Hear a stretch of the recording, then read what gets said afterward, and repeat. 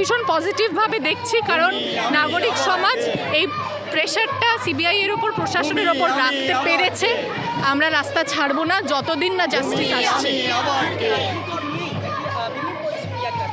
না, এটা গোটা ধর্ষণ সংস্কৃতির বিরুদ্ধে একটা আন্দোলন।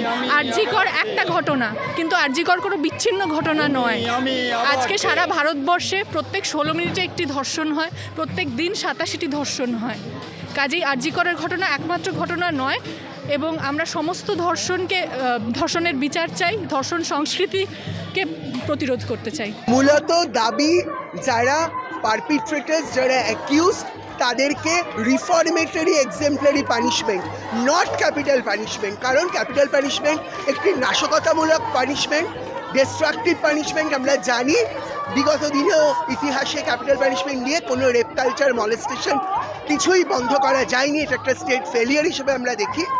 ফলে যারা প্রকৃত দোষী, একজনকে স্কেপগোট করে ক্যাপিটাল পানিশমেন্ট করার যে চক্রান্ত, আমরা তা মানছি না, মানব না।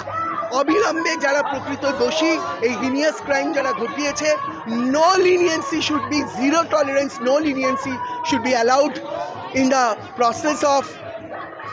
প্রসেস, এবং they should be given exemplary punishment. দৃষ্টান্তমূলক, সংশোধনমূলক শাস্তি তাদের দিতে হবে।